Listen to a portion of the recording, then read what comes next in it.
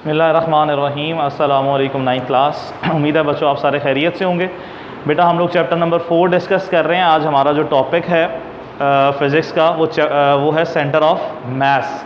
बेटा ये दो टर्म्स हैं जो बड़ी इंपॉर्टेंट भी हैं शॉर्ट क्वेश्चन के लिए, इनको कॉन्सेप्ट समझना भी आपने। एक है सेंटर ऑफ मास और एक है centre of gravity. Centre of मास को समझने के लिए ज़रूरी है कि चूँकि हमने मास में पढ़ा था कि मास होता है क्वांटिटी ऑफ मैटर। मास हमने क्या पढ़ा हुआ है? Quantity of matter.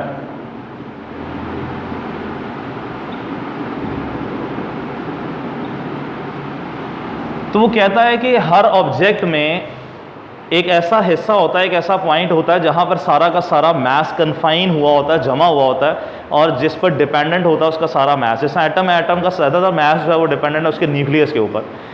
अब वो यही बता रहा है, इसको समझने के लिए वो कहता है कि आप एक सिस्टम लें, दो ऑब्जेक्ट्स का, दो सफेयर्स का, ए और बी, इनको आपने एक रॉड के साथ जोड़ा हुआ है। अब ये आपके पास एक सिस्टम बन गया।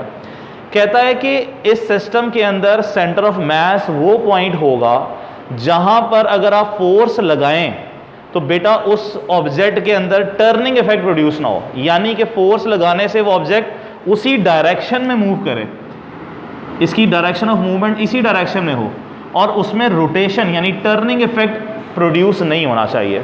यानी जब आप फोर्स लगाएं, जैसा मेरे ये मार्कर है, ये इसकी जो है वो थोड़ी स्मॉल साइज़ है और थिनर साइड है, ये हैवियर है, तो ये इसी तरह समझ लें कि जिस तरह से बी वाली साइड और ये ए वाली है। अब वो कहता है कि मैं इसमें ऐसी जगह पर फोर्स लगाऊं कि अगर जब मैं फोर्स लगाऊं तो वो ऑब्जेक्ट फोर्स की डायरेक्शन में ही मूव कर रहा हो। जैसा मैं ये फोर्स लगाऊं तो फोर्स की डायरेक्शन में ही मूव करे, लेकिन ऐसा ना हो कि मैं अगर फोर्स लगाऊं, जैसा मिसाल के तौर पर मैंने इसको ऐसे पकड़ा हुआ और मैं फोर्स साइड पर लगाता हूं तो देखें ये रोटेट कर रहा है। अब अगर मैं फोर्स यहाँ पे लगाता हूँ इस साइड पर तो देखिए मैं मूव कर रहा हूँ तो ये रोटेट कर रहा है, रोटेशन टेंडेंसी है। यानी मैं जब फोर्स लगाऊं तो वो उसी डायरेक्शन में मूव करे, इन द डायरेक्शन ऑफ फोर्स। वो पॉइंट क्या होगा? सेंटर ऑफ मास। तो जब आपने ये सफेयर लिए, ये सिस्टम लिया, तो कहता है कि सेंटर ऑफ मास क्या होगा? Centre of mass is such a point where an applied force causes the system to move without rotation. System to move without rotation, यानी रोटेशन के बगैर मूव करना, उस पॉइंट को क्या कहेंगे? Centre of mass. For example जिस तरह हमने ये लिया सफेयर, ओ पॉइंट हमने वो किया कि जहां पर हमने फोर्स लगाई तो ऑब्जेक्ट इसी डायरेक्शन में मूव कर लेगा, और अगर हम इसकी डायरेक्शन ऑफ फोर्स चेंज करते हैं, जैसा ऊपर करेंगे, इट हैज अ टेंडेंसी, तो ये मूव करेगा आगे को मूव कर जाएगा और रोटेशन करेगा। इसी तरह अगर हम बी की तरफ ज़्यादा फोर्स लगाएं तो इट हैज़ अ टेंडेंसी कि ये आपका जो है वो मूव करेगा इस तरफ, आगे को मूव कर सकता है, तो ये इस तरफ मूव करेगा, रोटेट करना शुरू कर देगा। सो ऐसा पॉइंट होना चाहिए जहां पर फोर्स लगाएं तो बॉडी रोटेट ना करे बल्कि in the direction of force move करे, और उस पॉइंट को हम क्या कहते हैं? Centre of mass. Then we have centre of gravity. Centre of gravity के लिए मैंने ये एक ऑब्जेक्ट लिया है, उस ऑब्जेक्ट के डिफरेंट पार्टिकल्स हैं, सॉलिड स्ट्रक्चर अगर देखें तो उनके अंदर पार्टिकल्स हैं, और सब पार्टिकल्स को अर्थ अट्रैक्ट कर रही है इक्वली, F1 F2 F3 सब पे फोर्सेस लग रही हैं। तो अगर हम इस सारी फोर्सेस का रिजल्टेंट निकालें, F1 प्लस F2 और सो ऑन जाते जाते F एंड टोटल फोर्सेस को सम करें तो टोटल फोर्स अर्थ उसको अट्रैक्ट कर रही है, रिजल्टेंट। वो जो फोर्स है जिससे अर्थ अपनी किसी भी चीज़ को अपनी तरफ अट्रैक्ट करती है, हमने पढ़ा वो क्या? वेट होता है, वेट ऑफ द ऑब्जेक्ट। तो कहता है कि जब आप ऐसे पॉइंट के ऊपर ऑब्जेक्ट को बैलेंस करेंगे तो वो ऑब्जेक्ट बेटा मूव नहीं करेगा, वो बैलेंस होगा, उसके अंदर कोई रोटेशन नहीं आएगी, यानी नेट फोर्स सारी जीरो हो जाएगी। तो सेंटर ऑफ ग्रेविटी क्या है? Such a point where whole weight of the body appears to act vertically downward, और उस पॉइंट पे जब आप उसको बैलेंस करेंगे तो वो बॉडी स्टेबल हो जाएगी, रुक जाएगी। तो जब हम इक्विलिब्रियम पढ़ेंगे, बैलेंस कंडीशंस पढ़ेंगे, उसके अंदर हमें सेंटर ऑफ ग्रेविटी इंपॉर्टेंट जो है वो फैक्टर मिलेगा, उसमें हमें इसको पढ़ना पड़ेगा। तो सेंटर ऑफ ग्रेविटी वो पॉइंट जहां पर तमाम के तमाम वेट एक्ट कर रहा होता। देन हमारे पास कुछ सिमेट्रिक शेप्स हैं जो फिक्स, जिनकी सिमेट्री है, डायमेंशंस हैं, उनकी सेंटर ऑफ ग्रेविटी ऑब्जेक्टिव के लिए याद रखने आपने। तो सिमेट्रिक शेप्स में सबसे पहले हमारे पास मीटर रॉड है। तो मीटर रॉड का सेंटर ऑफ ग्रेविटी जो है, सेंटर पॉइंट कहाँ पर होगा?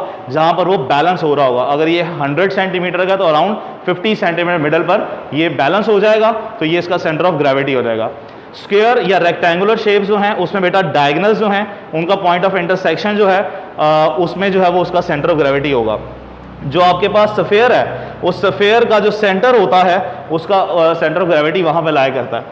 जब आप ट्राइंगल लेते हैं तो ट्राइंगल में जब मीडियंस निकालेंगे, मैथ्स में हमने पढ़ा हुआ है, आप बाइसेक्ट करके मीडियंस निकालते हैं तो point of intersection of the medians जो है वो उसका सेंटर ऑफ ग्रेविटी निकलेगा।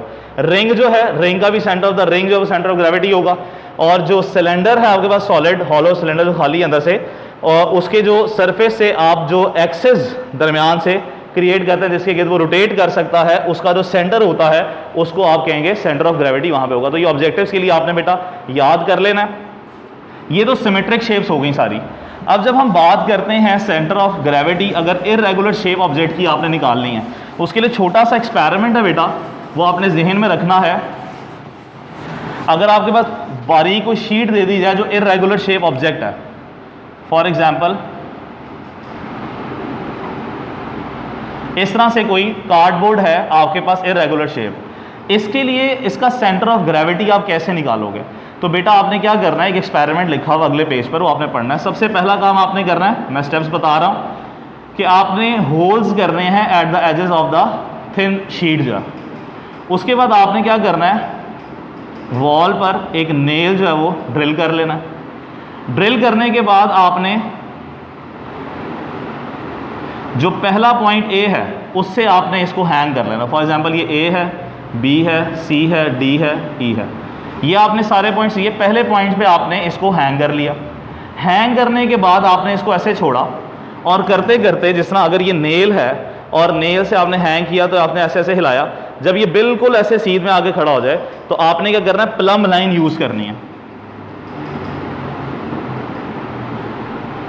प्लम लाइन चैप्टर 1 के अंदर भी हमने पढ़ा था।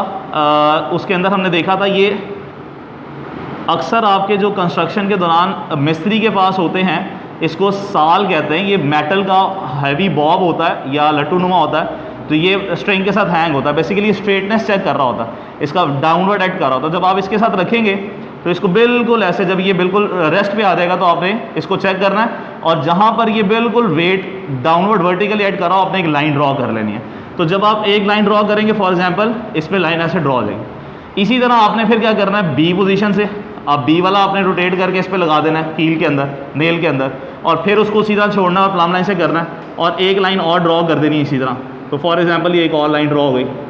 इसी तरह सी पॉइंट से आप जब रख के उसको करेंगे, जब सी को रखेंगे इसके अंदर, तो सी से एक लाइन ड्रॉ हो जाएगी।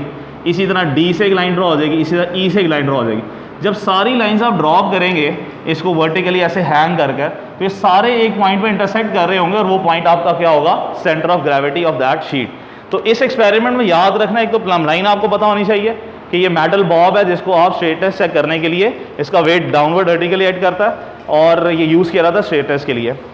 और सेकंड चीज़ जो है वो आपने ये जहन में रखनी है कि थिन कार्डबोर्ड को सबसे पहले क्या करना है, आपने होल्स कर लेने हैं। होल्स करने के बाद आपने नेल पर 1 बाय 1 इसको हैंग करके प्लम लाइन की मदद से, जहाँ पर ये वर्टिकली स्ट्रेट आ रहा हो वहाँ पर आपने लाइंस ड्रॉ करनी है। सारी लाइंस इंटरसेक्ट करेंगे एक पॉइंट पर, वो पॉइंट क्या कहलाएगा आपका, सेंटर ऑफ ग्रेविटी। तो बेटा आज के टॉपिक पे centre of mass, centre of gravity की डेफिनेशन, और ये कुछ सिमेट्रिक शेप्स की जो सेंटर ऑफ ग्रेविटी कहाँ कहाँ ये ऑब्जेक्टिव के लिए, और ये एक्सपेरिमेंट जो है वो आपका कि आप इरेगुलर शेप और जो है वो थिन लैमिनार शीट को किस तरह सेंटर ऑफ ग्रेविटी निकाल सकते हैं, ये आपने लर्न कर लेना है। जज़ाकल्लाह। अस्सलामु अलैकुम व रहमतुल्लाह।